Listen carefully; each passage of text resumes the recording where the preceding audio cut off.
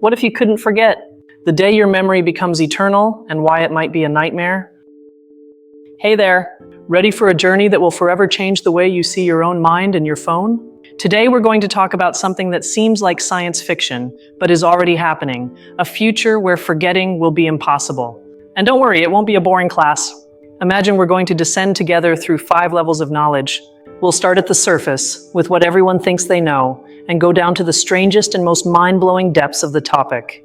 I promise you that when we're done, your idea of memory, secrets, and yourself will have completely transformed. Do you dare to come down with me? Level 1, the surface everyone knows. Okay, let's start with the obvious. We all have a digital graveyard. Think of that photo from 10 years ago that Facebook reminds you of, with that terrible haircut, or that first tweet you wrote. It's all there, saved forever in what we call the cloud. The cloud is nothing more than a nice way of saying the giant computers of companies like Google, Amazon, or Apple. It's our infinite photo album and personal diary. And this changes how we behave. Remember when you knew your best friend's phone numbers by heart? Me neither. We've outsourced our memory. That is, we've delegated the work of remembering to our devices. Our brain no longer strives to store certain data because it knows our phone will do it for us. It's like having a personal assistant with perfect memory but who never rests. But where does this obsession with recording everything come from? It's a super ancient human impulse. Think about it. Early humans painted in caves to record their hunts. Then we invented writing, books, libraries. We've always fought against forgetting. The only difference is that before we used charcoal or ink and now we use pixels. Technology has only put that ancestral desire into turbo mode. And the last point on this surface is that we take for granted that all this storage is free.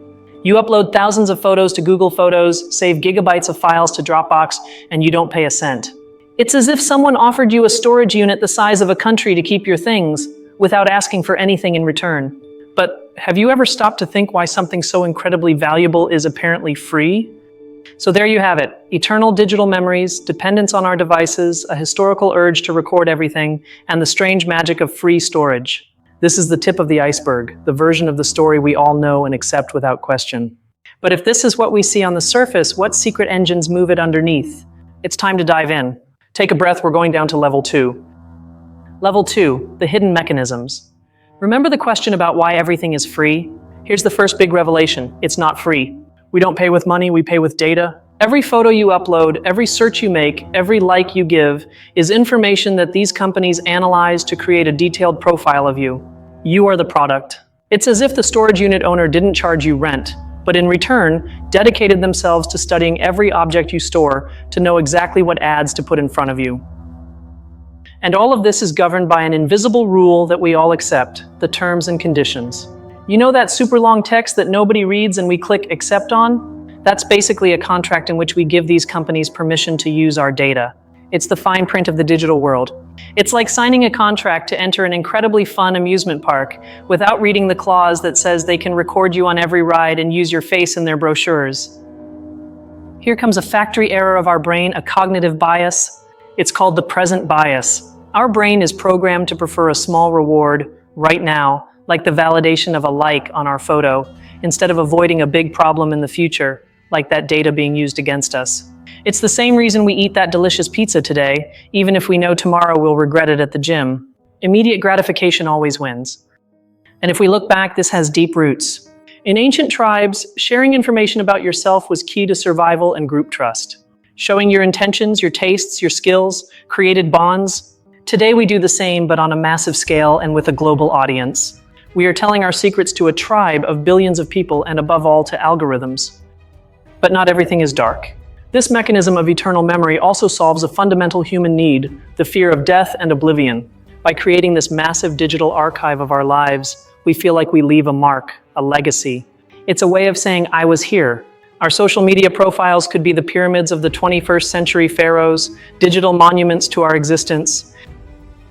Knowing all this, the idea of the magic cloud we saw at the beginning changes completely, doesn't it? It's no longer just a simple photo album. It's an economic system, a social contract we don't read, and a psychological trick that exploits how our brain works. It's much more complex and much less innocent than it seems. Understanding these hidden gears is incredibly powerful. Because when you understand the rules of the game, you stop being a mere pawn and start making more conscious decisions about what you share, why you share it, and with whom you share it. It gives you control. But if you thought we had everything clear, get ready, because this is where the story turns into real chaos. It's time to go down to level 3, the one with unresolved debates. Level 3, the chaos of reality, debates and complexities. The first big battle is the right to be forgotten. On one hand, mainly in Europe, it's argued that people should have the right to request that obsolete or harmful information about them be deleted from the internet. It's the idea that your past mistakes shouldn't haunt you forever. On the other hand, especially in the US, freedom of expression is defended. The idea that deleting information, even if it's uncomfortable, is a form of censorship and rewriting history. Who is right? There's no easy answer. Now let me tell you a secret. There's a myth we all love to believe, that when you press delete, something is truly erased. Wrong. In most cases, deleting something is like tearing out the index page of a book that points to a chapter. The chapter is still there in the book, just harder to find. Data remains on servers in backups. Why do we believe the myth? Because it gives us an illusion of control that reassures us. And here comes the great paradox. We demand privacy, but at the same time, we live in the attention economy, where our social value is often measured by how many people look at us. We want no one to know our secrets, but we voluntarily publish where we are, what we eat, and what we think. It's like building a very high wall around your house, but leaving the front door wide open and inviting everyone in. And this leads us to an ethical question that almost no one asks. Is this relationship fair? A few giant tech companies know practically everything about us, but we know almost nothing about how their algorithms work or what exactly they do with our data. It's the biggest power imbalance in human history. Is this really right?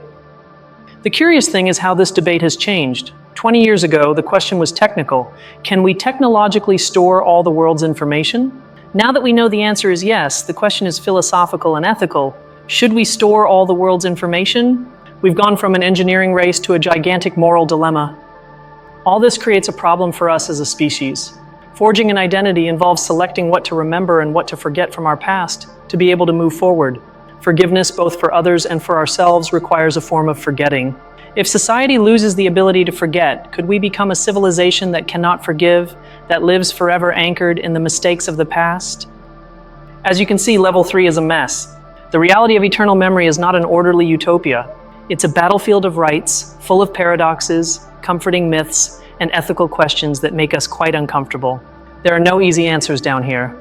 All right, you've survived the chaos. You've seen the surface, the mechanisms, and the debates. Now it's time to see the details that separate the curious from the true connoisseurs. Welcome to Level 4. Level 4, Expert Knowledge, Niche Secrets. Here's a piece of information you won't find in a quick search. Experts don't just talk about eternal storage, they distinguish between data permanence and data accessibility. Your data might exist forever on a server, permanence, but if in 50 years the file format is obsolete and there's no software that can read it, it's like having a treasure in a safe for which the key doesn't exist, inaccessibility. And now a technical concept, bit rot or data degradation. Imagine your digital data is like a tattoo. Over time, even if you do nothing, the tattoo fades a bit, the edges become blurry. The same thing happens with data on hard drives at a physical level. Small errors accumulate, and if not actively refreshed, a file can become corrupted. Digital memory is not an engraving in stone. It's more like a garden that needs constant care to keep it from getting overgrown with weeds. Let's talk about a forgotten hero, Paul Otlet. In the early 20th century, long before the internet existed, this Belgian visionary imagined a worldwide knowledge network. He described a system of electric telescopes that would allow people to search a universal library from their homes. He was describing the internet and search engines in 1934. He dreamed of this future before we had the technology to build it. There's a fascinating rebel theory that goes against everything we've talked about, the idea of programmed forgetting. Instead of trying to save everything, some engineers and philosophers propose designing systems that intentionally forget. An AI system that, like the human brain, discards trivial and irrelevant information to avoid saturation. The radical idea is that forgetting is not a flaw, but an essential feature of intelligence. And here's a counterintuitive detail from science. Having a perfect memory is a nightmare. There are people with a real condition called hyperthymesia who remember every detail of every day of their lives. It sounds like a superpower, but they describe their lives as a torment. They cannot forget pain, humiliations, traumas. Their minds are so cluttered with the past that they can barely think about the future. This shows us that forgetting is a mental health mechanism. And here comes the aha moment. Remember the rebel idea of programmed forgetting? Now connect it with the nightmare of people who can't forget. Suddenly everything clicks. We realize that our effort to create a perfect and eternal digital memory could, unintentionally, be building a mental prison for all humanity. And the solution might be to teach our machines the human art of forgetting. This level of detail changes the game. It's no longer just about knowing more. It's about understanding that digital memory is not just a matter of storage, but an ecological, biological, and design problem. It's about having a much more authentic, profound, and honestly much more interesting worldview. We've reached the limit of what is known. We've explored what is. Do you dare to look beyond, to the final frontier, to what could be? Buckle up, we're descending to level 5. Level 5, the final frontier, speculation and wonder. In 100 years, we could have brain-computer interfaces. Imagine having instant and searchable access not only to the entire internet, but to every memory you've ever had. You wouldn't say, it's on the tip of my tongue again. Your biological memory and your digital memory would be one. You would be a god of your own memories. This leads us to the deepest question no one can answer today.